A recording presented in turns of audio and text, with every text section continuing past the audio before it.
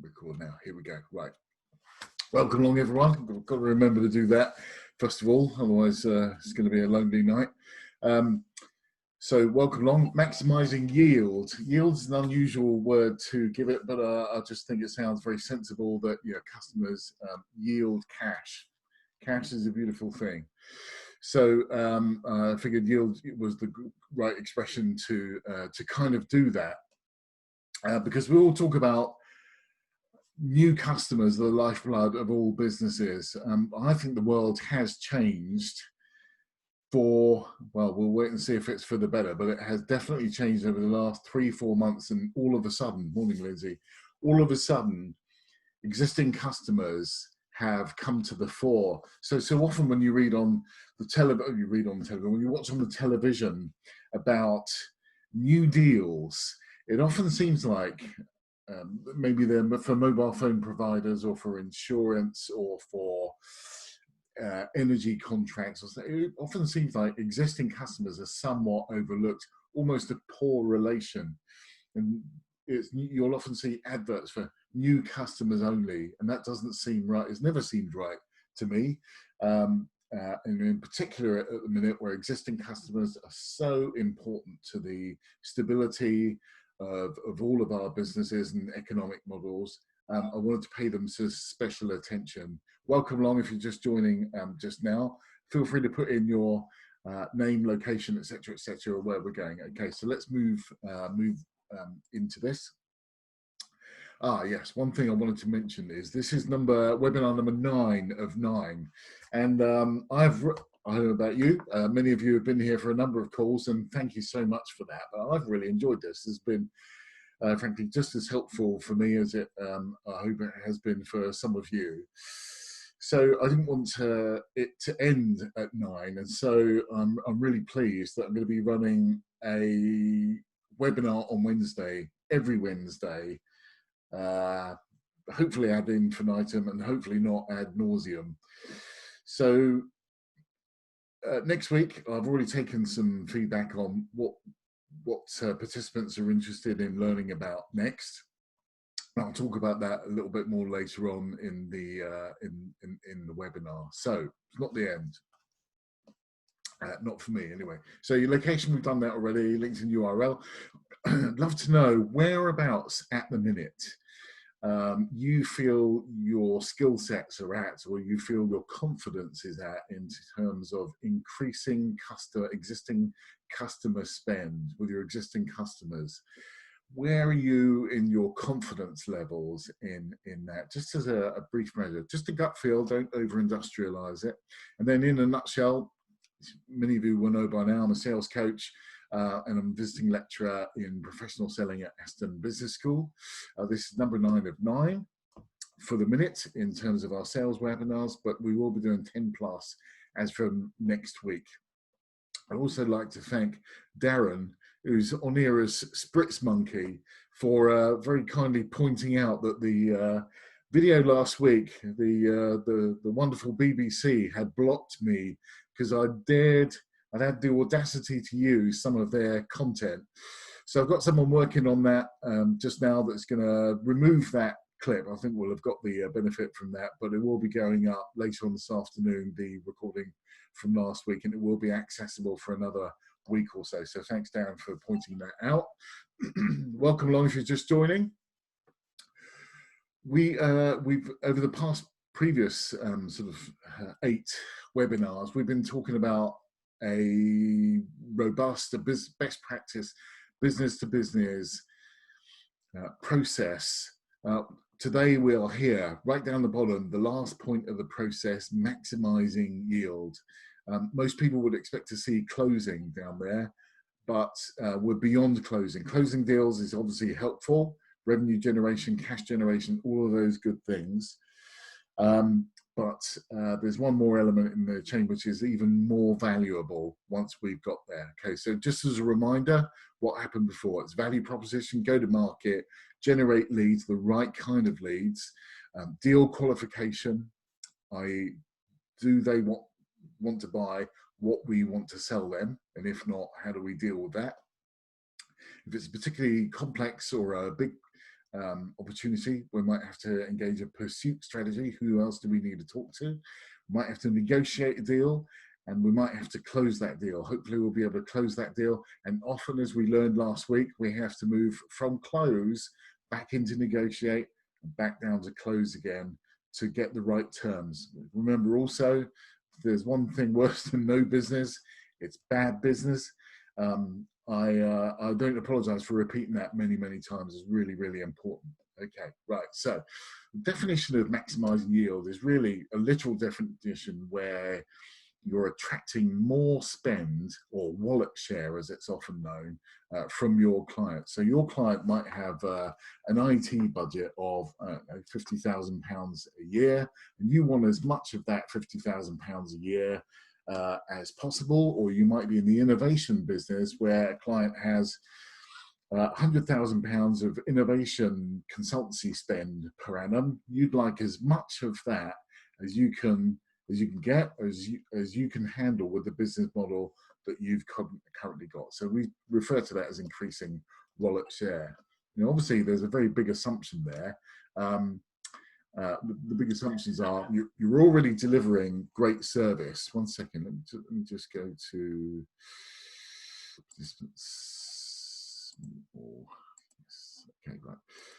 The massive assumption that's going on there is that you're already delivering great service, and that the customer agrees. It's called a 360 loop or resonance sometimes, that you think you're delivering great service, but what really matters is, does your client believe you're delivering great service? And that's worth asking them.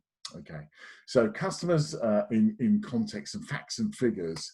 The mobile phone industry, I happened to watch a program the other night about John Caulfield, the billionaire or philanthropist as he now is, and he was talking about his customers in the mobile phone industry when he first started with Phones for You, notorious for what's called churn, which is the turnover of customers in their customer base that they experience, the number of people that leave them every year to go and join another mobile phone provider.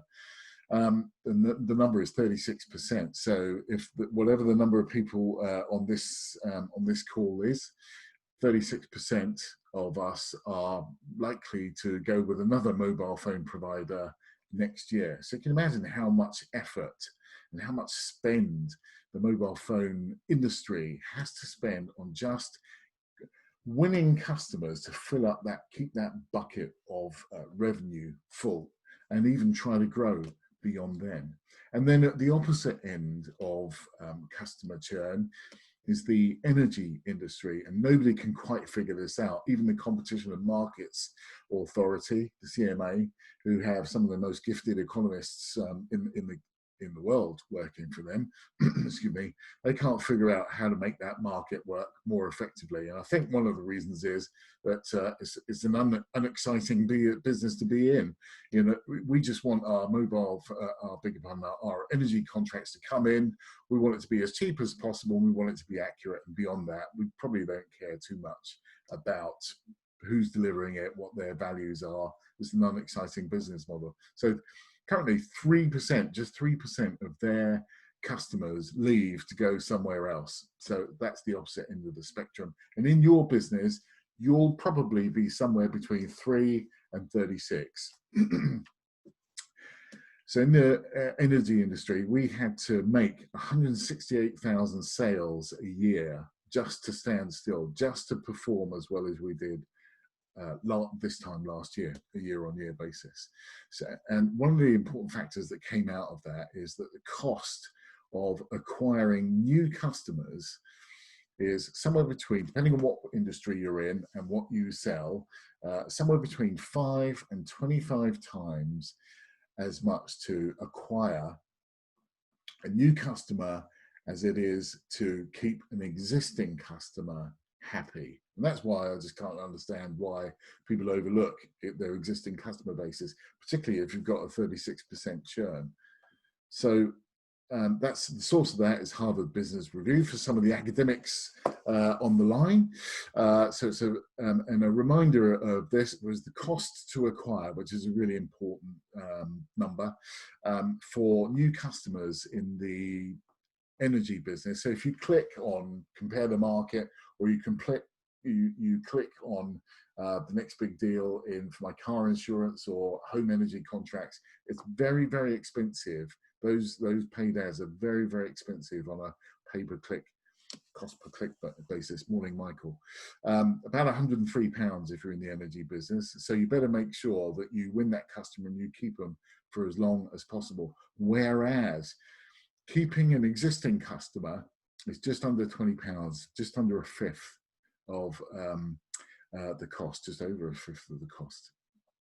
Okay, so in contacts, again, the number one reason that customers leave is it's too much hassle to stay with your existing supplier, and you can assimilate this information to your own business.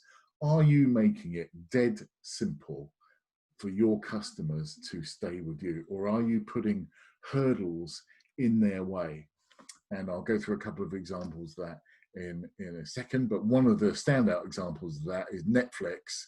You sat there in your sofa at home, and my goodness, we are all, we're probably, most of us, customers of Netflix, and Netflix have even had to take an extraordinary step. There are so many people logging on, they've downgraded their own service quality by 25% in terms of imagery, excuse me, image quality, stream quality by 25% because of all the extra traffic, daily logon traffic that they're experiencing. So, but it's much more convenient to sit on your sofa and use the clicker for your TV, go to Netflix, stream the movie, than it is to get up, a day like today, put your coat on, go down Blockbuster, rent a video, bring it back home. You know, we're just all into convenience. And we'll come into some specific numbers around that in just a second. So another stat that comes out from HBR is 89% of people, goodness me, get frustrated because they have to repeat their issue over and over again to different people. And that's a failure of leadership, actually, to promote problem ownership within a company. So I'll ask you about your own organizations. Do you own customer problems? Because this is just part of the reason that customers leave, because it's too much hassle. And if you run an e-commerce website, 87% of customers will abandon their carts if the checkout process is too onerous, if it's too difficult. PR Web is the source for that data. So very often, and I found this out buying something from an online store recently, is that I was just about to press click buy now, and then it came up with a box that I had to register. I had to give my email address, all sorts of other things as well, create another account. I just thought, why clutch defeat from the jaws of victory? In terms of making that sale? How important was that email address? And many of you nodding your heads just now will recognize that it's just irritating when that happens. Excuse me. 55% of customers said they're not likely to continue being a customer of that company anymore that ignores their feedback. Why would you want to? And I can tell you now that universities are going through this, where they're suddenly, at the minute, where they're suddenly discovering who their customer base is. And it's not necessarily the European Regional Development Fund, ERDF, it's their students, it's overseas students, it's domestic students, and they are their customers. And ignore that at your peril. On the flip side, on the organizational side, not the customer side, 31% of executives say improving customer engagement is their priority. That's from Forbes. So organizations are looking at this. Whether they're doing enough about it is out for judgment. And 32%, slightly more, retaining existing customers is a priority. And this is all pre-COVID-19 data, by the way. But I would imagine that appetite to retain existing customers is amplified, and it's amplified several times. When people have a great customer experience, if it's just a joy to go through the checkout process, it's frictionless, all those things, they will actually pay a premium. You can make more margin per customer if you make it, if you really engineer, if you really put some intellectual rigor into your sales process, if you like. This is talking about a particular online process, but your general sales process. Make it easy for customers to buy from you. So frictionless, simple, convenient, etc. All of those words. Okay, so the typical McKinsey pyramid, or Zeman pyramid as I prefer to call it, the client relationships are qualitative. And I just want you to think about this for yourselves. At the bottom, with probably 40 to 50% of all customer vendor relationships are all transactional. They're all lower level.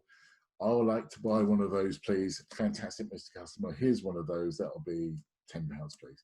Very transactional, nothing strategic going on there. And actually, depending on your business context, may be perfectly acceptable for you if you're in the volume business. The remaining, excuse me, sort of, should we say 50%? Probably 35% will be value added. There is a higher level of engagement there with a customer. Then at the very top is trusted. You're the first person they go to, the first organization they go to about a particular issue, or more importantly, an upcoming opportunity. Okay, so I talked about those transactional and value-added supplier relationships just there. We refer to them as donor-recipient. There's not a lot of strategy going on there. They're going to donate some cash. We're going to donate a service. There'll be a recipient of that service, and it'll be a cash for service sort of transaction again. So my tip for, and this is tip with a small I and P afterwards, is to get yourself into that trusted top of the pyramid. Is a couple of things, three things here. Bring a gift. We talked last week about bring a gift. Tell them something about their business, their organization, or the market that they're operating in that they don't already know. So perhaps it's a report you've just read. Perhaps you can share it with them. Perhaps it's be careful when disseminating information about their competition, unless it's in the public domain, but bringing it to their attention, that's acceptable. Indiscretion is not acceptable at all. And talk to them about tips. Tips, TIPS, it's trends, implications, possibilities, solutions. You'll have heard me mention this on a couple of webinars before. So trends, what's going on in their marketplace that's almost completely out of their control. It's stuff that's going on, perhaps it's regulatory, perhaps it's COVID-19. They've got no control over that at all, unless you're with Sage maybe, or you're developing a vaccine, you have some input to that. But you've got no control, particularly over COVID-19. You're just having to weather the storm that's creating. The implications are pretty manifest if you're talking about COVID-19. What are the possibilities? What can you do to manage the situation in the light of that pandemic, depending on the context of you and your customer? And what are the solutions? How can you help them forward with that? Okay, so a quick quiz. Let's just kind of see how we're doing. Use the chat box for this. I'm going to call out a couple of, should we say, services, and I just want you to kind of guess whereabouts they would fit. What kind of relationship are they? So the first one is your energy provider. Whereabouts on that do you think they might fit? Are they transactional? Are they donor recipient? Or do you think they're a trusted relationship? Or yeah, transactional, Nigel, absolutely on the money there, transactional. Yeah. No grey areas there. Okay, next one, mobile phone I'm talking about mobile phone providers rather than the manufacturer. Where do you think the apathetic. Wow. Okay. Thank you, Jane. I'll build that into the next slide. I'll steal steal with pride. Okay. So mobile phone providers. I'm not talking about Apple. I'm talking about the contracts. So perhaps O2 or EE or Vodafone or whomever, Three or whomever you're with. Where would you put that? Would you put that is that transactional? Do you regard them as a value-added supplier, or, and again, transactional? People are coming up with transactional. So, okay, the next one then. What about your GP? What about your doctor, your general practitioner? Where would you put them on that pyramid? I hope so, because we've got probably a bigger problem than we might care for if Edelman. Yes, he would suggest trust is falling. Yes, okay, brilliant, well done, Jane. So hopefully your GP fits in the top. GP is sort of possibly an example of where trust is falling. If you've got it, preserving it is just absolutely important. Okay, so maximizing relationships. Avoid donor-recipient relationships. Unless, go back a few webinars ago, I think it was number 4, where I talked about Scott McNeely, the CEO of Sun Microsystems. Our strategy is to be tactical. He was tactical with pride, and he sold his company for 7.5 billion. That's a special case, I would argue. But if you've got a strategy that's going to get you to 7.5 billion by being in the donor recipient bracket in the volume business, okay. I would argue perhaps you can get 8.5 billion by being in the trusted bracket. So, you know, it could be worth some cash to you. So avoid being there. I'll tell you why. It's because you're commoditized too easily. You're vulnerable to competitive threat, to the next new shiny thing that comes along, and you are relatively easy to unseat. And it's got a low customer lifetime value. I'll talk a bit more about CLV in just a second. On the other side, becoming a strategic partner or a trusted advisor, your customer can become your sales champion. They can become your unpaid sales force, if you like. They will make recommendations. They will bring you leads, opportunities from out of the blue that you weren't forecast. They know people you don't. 6 degrees of separation and all of that. They can become your sales champions. So this is a direction that's worth pursuing. The relationship becomes much more valuable than just that donor-recipient kind of relationship. To both parties, you could be just as valuable to them as they are to you. That's a beautiful thing. And you become more difficult to unseat there because there's a personal relationship going on, personal business relationship going on, and we refer to that sometimes as customer stickiness. Which is as important when you're a customer as if you are a supplier. So that stickiness, you become very difficult or more difficult, but not impossible, because, you know, sales strategy is a beautiful thing. It can be used for and against. So just kind of bear that in mind. And they typically have a higher customer lifetime value. Okay, so a bit of maths. Customer lifetime value is equal to the revenue over a period of time minus however much it costs you to attract that client. So going back to the big 6 energy provider that I talked about earlier, the new contract for them was worth £210 a year, I beg your pardon, a month, 12 months a year, minus the cost to acquire of £103, gave them the customer lifetime value for 1 year of £2,417. So that was just the equation that kind of worked there. By the way, we're recording, I'll post this. There's no BBC content to block this time. Okay, I also want to talk about a concept called 3 or third box selling. So there's the concept of you and what you do for a living, the concept of your customer, being in the middle, and you're selling services to your customer. Now, where you can get to real value is where you sell services to your customer's customer.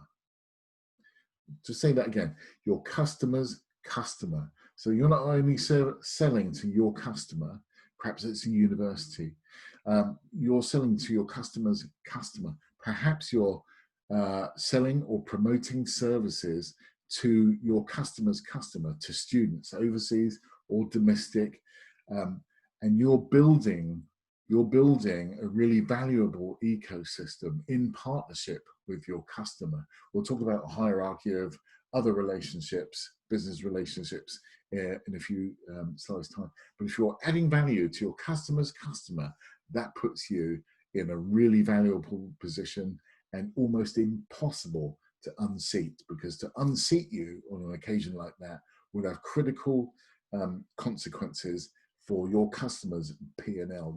You become baked into their solution. That's a great place to be. Excuse me. Okay, and at the heart of all of that is you, and what you and your organization does for that customer and their customers. So first principles then. Here's a question I'm going to ask you rhetorically of you and your customer base and your market. Will your customer help you win other clients? Will they become champions on your behalf?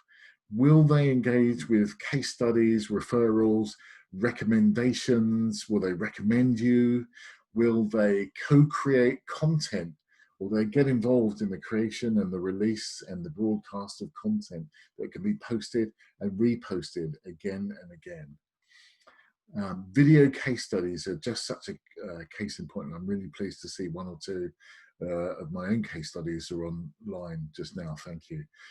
So I'll talk about that in just a second.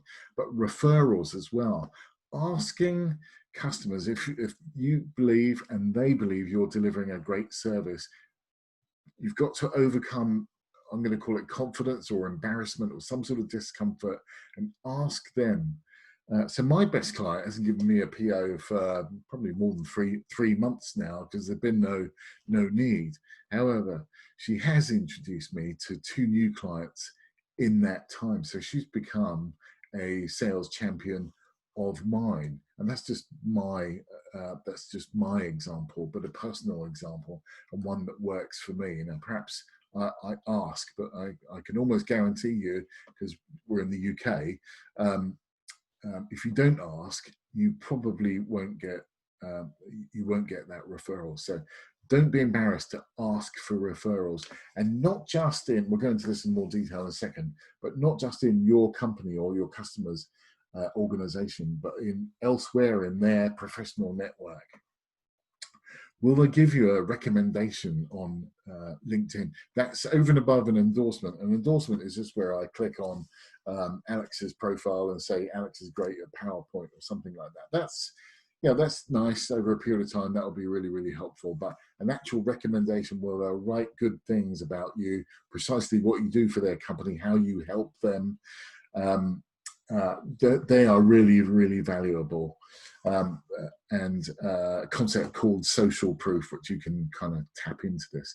So does everyone know about getting recommendations, how to ask for someone for a recommendation on LinkedIn? I mean, not just phoning them up, but do you know what buttons to press on LinkedIn? Is everyone comfortable from that?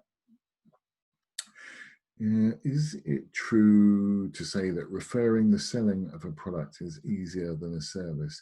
Well, I can tell you, in sales, you generally get paid more for selling services, consultancy, maintenance, support. You generally get paid more than you do for selling product. So I would argue it's probably perceived that, yes, it is easier to get referred for a product as such than a service. Okay, right. So do ask, give recommendations on their line. Of course, need to be genuine. Absolutely. That points to integrity, something we should go to every time. So can you use the client logo on your website? And point of caution here is you probably can. And but not if you ask. Because if you ask an official question, you're going to get the dreaded, oh, we'll have to ask our communications department, and the answer will almost certainly be no. So my advice, because I can be a little bit rebellious or maverick sometimes, is proceed until apprehended. If you get the tap on the shoulder about, can you take our logo down? You'll have to do it. But if you've got a client logo on your, whilst being discreet, thank you, Nigel. Forgiveness, not permission. Yes, absolutely. Both are the same pod there. So proceed until apprehended is the other expression that I know of. That'll be fine. Okay, so here's an example. So I hosted, and glad to see Michael's on the line. So Michael, thanks for all that. But when I was up in Lancaster in the northwest of England, I'd done some work with several people, and as a way of saying thank you, I invited them to come to a function room in a pub. I laid on some light refreshments. I never put out alcohol because that can get messy, but I always lay out some refreshments, and I got a videographer in, and all they had to do was turn up, drink a cup of tea, some sandwiches, and say nice things about me. Now, I was very fortunate that I didn't have to look too hard to find one or two people that I was working with that would be prepared to say good things, and equally for your business. And that video is now on my website, and it's generating opportunities for me having done that. But I made it dead simple. There was parking outside, it was convenient, there was a lunch, there was all sort of an attraction thing there, and actually I'd done some good things for these people too. So it was their way of saying thank you, and I was very grateful for that. Okay, so for Michael, we crystallized some messages. Hope Michael would agree to that, so that what could have been a 2-hour presentation ended up being much shorter, but with some really punchy messages to the CEO of a particular organization. I set up a meeting with Steph, with another part of my network, and she went and had a high gain conversation about reselling all her products. She's in the agri-foods business, all her products through this particular organization. So another route to market. And Dan, I'd helped with some closing skills, some sales training, if you like. And they all came in as good as say good things. So how does that work for your business? What is it you could do?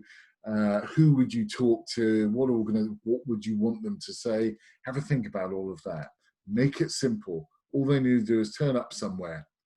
These days, I recognize although lockdown is being loosened, we can argue pros and cons against that, but maybe they'll do something for you on Zoom, and maybe a videographer will be able to work their magic and create something that's just as compelling had they been there with you in the room.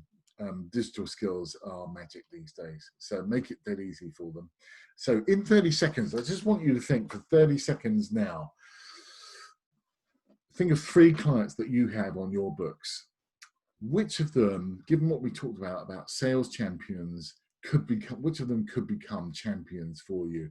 What would you ask them to do for you? Would it be a recommendation? Would it be perhaps a video case study? Would it be to write some nice things about, on a Google review, maybe, or say about you as a person? I'll come on to this. You as distinct from your company, because there may be many people in your organization, but a personal reputation is separate and even more important. So what would you ask them to do specifically about that? Okay, thank you, Michael.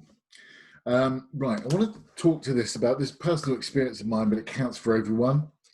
Particularly if you're selling into, shall we say, larger institutions, larger companies than yourselves. Back when I was on Canary Wharf, I I sold into NatWest. NatWest has always had its own identity, even though it was acquired by RBS a long, long time ago. But it's always had its own brand reputation, if you like. And one of my contacts there, we did loads of business together over a period of years, and he introduced me to his new masters at RBS, and I was able to build out from there, if you like, and build that account. So even through that one contact, and build that account, and all of a sudden RBS became a big customer of ours. That was a personal relationship because I made sure my company delivered. We made them look good, and because your failure to deliver can impact someone else's career, not least of all your own. So this is all kind of worth bearing in mind. Now, after about a year or so of that relationship, John moved on to a bank that was separate, a new career at Commerzbank, big German banking organization. But through that one, what I would call a portable relationship, I was able to do further work for those organizations. And at the heart of that was me, what I was doing. But I ask you, you could be at the heart and think of all that you're doing as well. Think of what you're doing with all of those relationships, how you're benefiting those customers, delivering insight, knowledge, expertise, and most importantly, trust. Okay, so whether you're business to business or in business to consumer, you always have to remember this is actually about people to people. It's about people to people. Yes, of course, there's machine to machine transaction skills, very specialized market. If you're into high frequency trading or whatever, then maybe that's different for you. But it's generally a people to people business. So your ability to communicate, deliver, trust, all of those things is paramount. So who in your network, in your professional network, has moved jobs recently? And if you're thinking no one's moving at the moment, I have some news for you. There's lots of recruitment, hiring, activity going on in the marketplace as people enter their new financial years. They are somehow able to draw a line under their last basket case of a financial year, some of which will still be surfacing as issues, but there's lots and lots of activity going on. So I've just given you the example about John, but I also talked about that in webinar 8 around different kinds of client relationships and closing. Okay, right, so hierarchies. So I talked about the pyramid before, about donor recipient, talked about value add and trusted advisor. That's where you want to be. But also there are steps beyond that. They have real impact and the consequences. But if you're working with your clients to such a high degree, you're almost as one, as it were, then maybe there are joint venture, joint go-to-market opportunities for you and your customer. I'll give you an example of that in just a second. And if it looks really good, then maybe there's a merger and acquisition going on, opportunity going on even further down the line when you've proven yourself. This may sound like pie in the sky, but it actually happens more often than you might think. And often it's part of an exit strategy. Anyway, won't get into that, it's another conversation. But examples of that would be T-Mobile and Orange, excuse me, who got together, joined forces in their enterprise community. So there's a consumer cell, but there's an enterprise community as well, and they got together to jointly sell services. There's BT and Everything Everywhere, excuse me, and Everything Everywhere, which is fronted by Kevin Bacon just now. That's an example of a go-to-market strategy that matured and developed from there. And in banking, Dresdner and Allianz were two financial services giants that got together, one with a banking arm, one with an insurance arm, and now they're part of the same organization. So it happens a lot, and more than you think, and because they've got customer bases that can be sold to, there's a profit and loss opportunity then. Okay, so but moving on up, as I would call it, requires planning. Excuse me, go on. Planning, I don't relish, but it's got to be done. And I encourage you to think about your customers in terms of strategic account plans. I'm going to whiz through this, but there's a lot to it.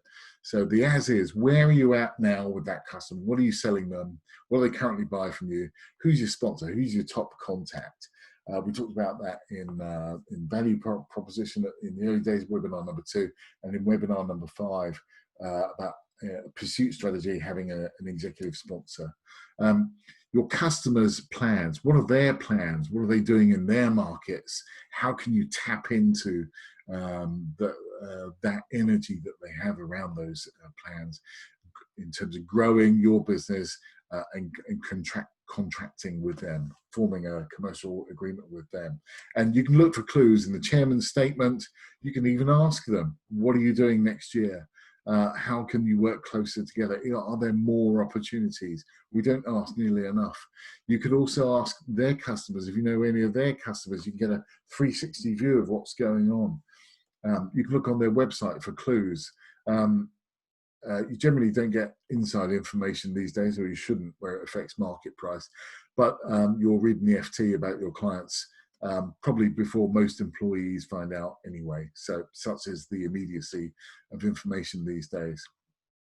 If you're of that persuasion and you like reading accounts, then a look at your customer's trading account and their balance sheet statement. If you can move one of those dials with what you do as a service, then that can be a really interesting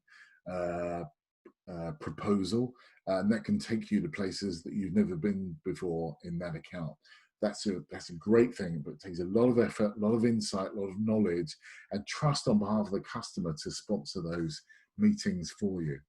So what part of those plans that your customer has could your company play in helping them deliver and achieve their goals, if you choose to, if that's something you choose to engage in? What benefits could you deliver? Part of value proposition again. And if you put all that effort in, what would the size of the prize look like? And if it's massive, then first of all, can you handle that massive impact as an organization? And secondly, what resources do you need to get you there over the line? And also, what's the competitive landscape look like? Again, back to value proposition, competitive threat, and all those things. What does that look like? Okay, and who else in that account do you need to be talking to make those plans happen, in addition to your main customer contact? We talked about that in webinar 5. And that informs your pursuit or close strategy. Okay, right. So I want to talk about another concept now called adjacency.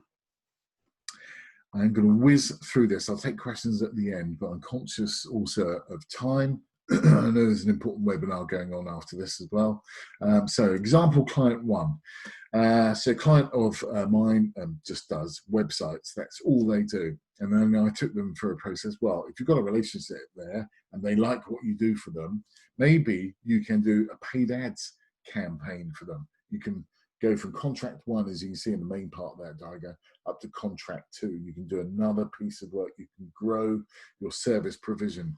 Will I be sharing slides, Keith? I'm not going to share slides, Jane, but I'm going to post the recording onto YouTube, and I'll send out a link afterwards to this, if that's okay. So you could do some paid ads for them. You're welcome. And if that's working out okay, then a longer term could be a longer term opportunity. You could provide search engine optimization. Just be careful that you might be cannibalizing or polluting your own market. So you're going to have to do a size of the prize. What's the risk? What's the impact if I do SEO? Is that going to turn down the management fees that I get from doing a paid ads campaign? Those are all things to kind of consider, but that you could grow with them And if everything looks really, really good, then you can get out of just the website altogether and up into the sorry, there. You get up into their brand. Now that pays significantly more money and is much richer for you as an organization. There are implications. You have to be able to deliver. Another example on the right-hand side of the page could be if you're a virtual administrator, let's say, excuse me one second. If you're a virtual administrator, when you first start out, you might be providing, if you'll forgive the language, lower level services, basic administration services, answering the phone when the business owner's out, they transfer their phone to you, and you just take messages. That would be an example of perhaps just quite a basic standard service provision. But after a while, when that trust and when that need manifests itself, you might move into, well, I'll do some administration for that customer. I'll move up the value stack, if you like, and do some administration for them. And after a while, if that's looking good, then they might ask you to start preparing some client presentations. So you're actually involved in their customer activity. We talked about third box selling earlier. So that would be an area where you can get into that from there.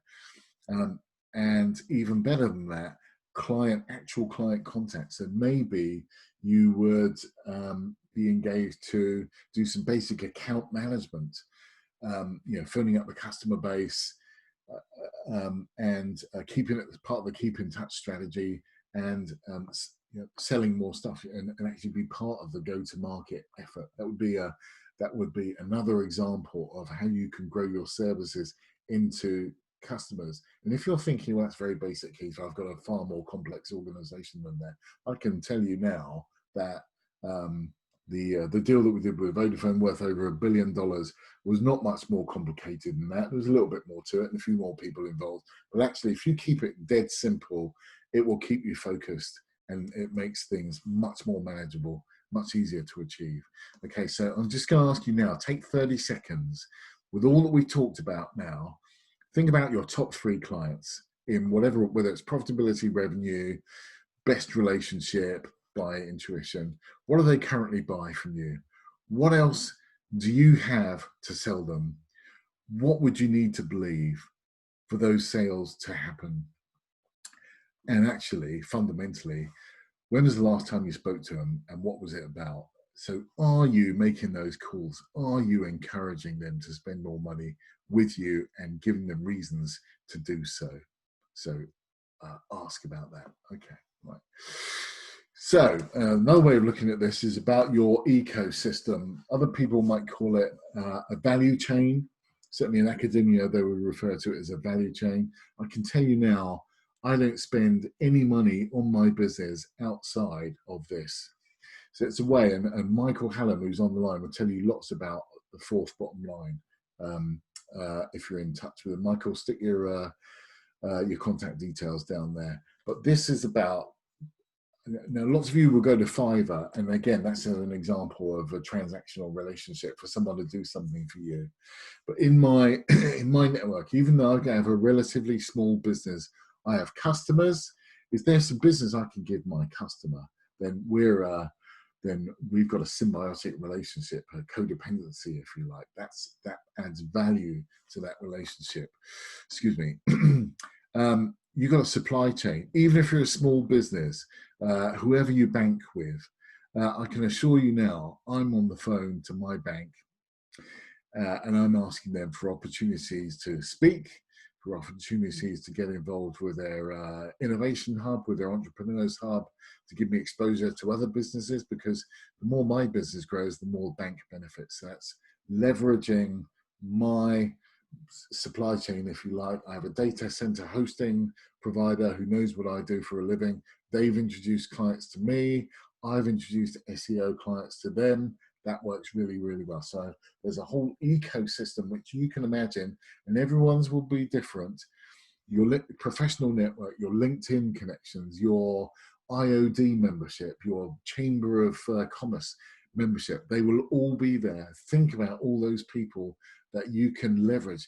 huge numbers of potential salespeople for and on your behalf, but also value that you can give them too. And then your market. What else is the market doing that can inform all of that? We've a massive, massive subject, but think about that. Excuse me. So main go-to-market strategies. Well, Sky are really good at doing this. I've picked a big example because it's easy to understand, and many people have come into contact with Sky. They have a field sales team.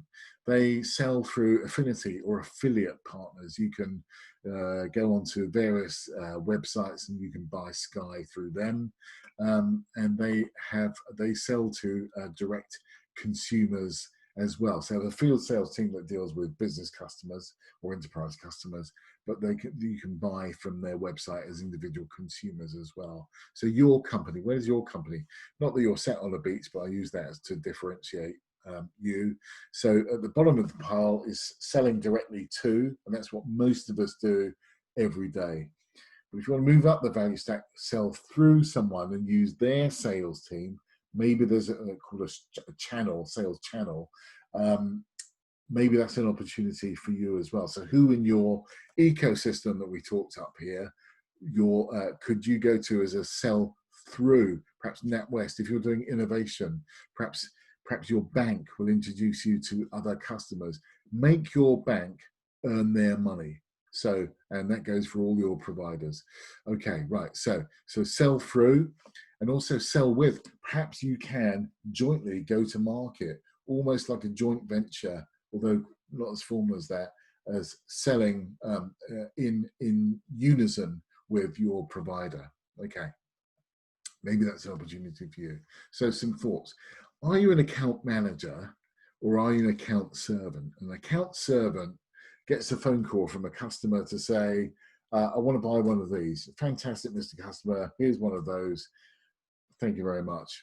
On your way. An account manager would say, okay, that's interesting. Nice to hear from you. What's going on in your organization? Why do you want to buy one of those? Well, it's to do this. Oh, okay. Well, mate, and then this is about getting up the trusted ladder. Well, okay. Well, based on that, actually, I think you'd be better off with one of these and maybe one of those as well. And that's a way that you can really add value, some insight to your customer, and you're managing that account, you're growing that account on an active basis. That's much more valuable in terms of income for your organization. Or if you're an employee, it's much more valuable you'll earn more bonus commission. It's a much more valuable relationship.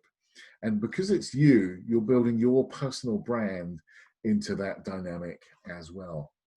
So think also, I know how I think I benefit our clients. But what do your clients think about the way that you benefit them? So I might think I deliver someone benefits A, B, and C, and they might say, well, actually, Keith, that whilst you think that's true, we think the benefits of dealing with you are actually B, C, and D, whatever that might be. And therefore D, which I didn't know about, which I thought, well, it just wouldn't even enter my head. Benefit D might be another string to the bow, might cause another thought process to go on about, that's really interesting. I thought they valued this, but actually they valued that. That will give you some more insight and information and can inform your strategic account plan. So ask them, it can be really revealing, and not always in a good way, by the way, but any feedback should be welcomed. Okay, building better relationships. This is so basic, I can't believe I've got to say it, but actually you'd be surprised. Phone them up, talk to them, send them an article relevant to their business, what's going on in the market this time. Take a gift, some insight to your next meeting.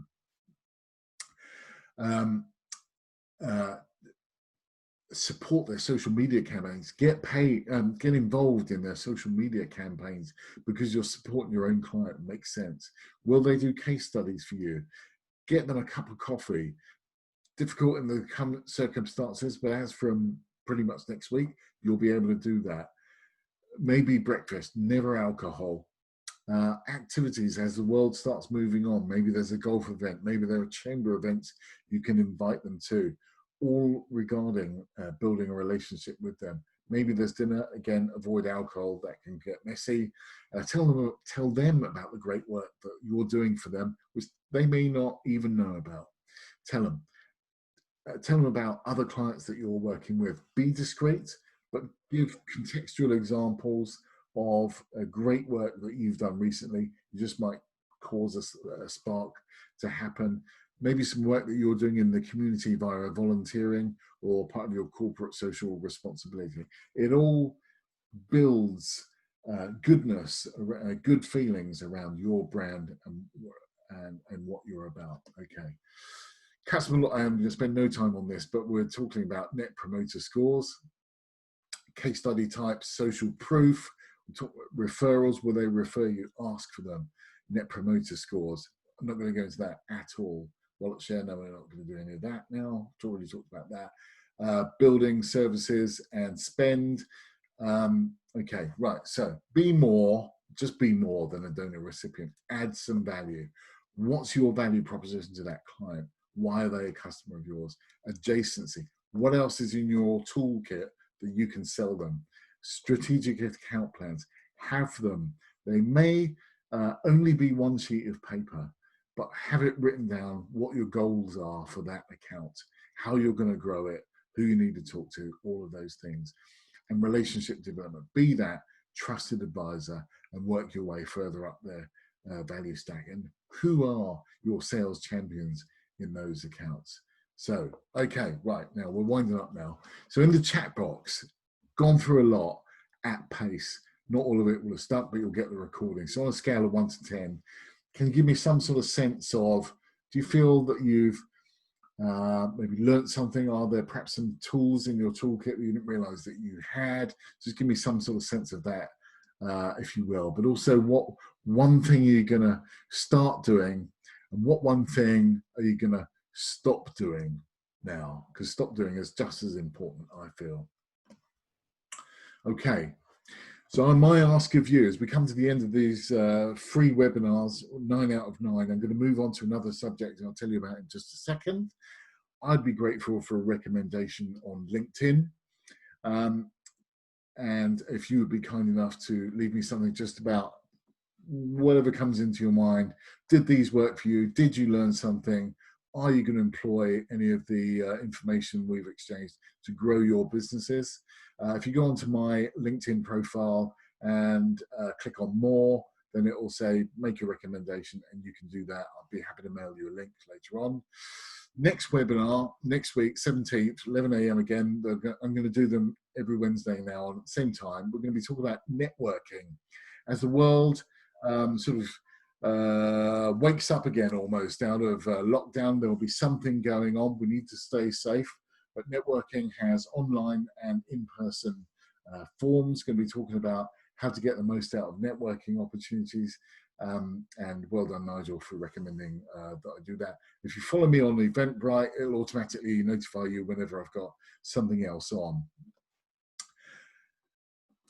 You can ask for questions. By all means, put them in the chat box, which I'll leave open for a little bit, but I won't get the chance to answer them now. If you want 15 minutes with me, send me an email, and I'll be happy to spend 15 minutes. Are there any other subjects that you'd like to learn about? Can I add some value in some way to those subjects for you, bring them to life maybe? Would you like to discuss? Yes. And then on networking, thanks, Nigel, again. Thank you again for listening. We are right on time. You can connect with me on LinkedIn. Send me a message at keith@salesmarvel.co.uk, or you can listen to our podcast, Thrive in Sales. If you go to thriveinsales.com, they'll show you a load of episodes there, which is a combination of more sales tips and hints, but also keeping well as well, because sales can be a pretty demanding activity sometimes. So thank you very much for everyone for your participation. It's been great to see so many people online. I wish you a fantastic rest of the day, and I very much look forward to seeing you again next Wednesday. We're going to learn about networking, and I look forward to hearing some of your fantastic stories. Okay, so thank you very much, everyone. Stay safe. See you really soon. Cheers. Bye now.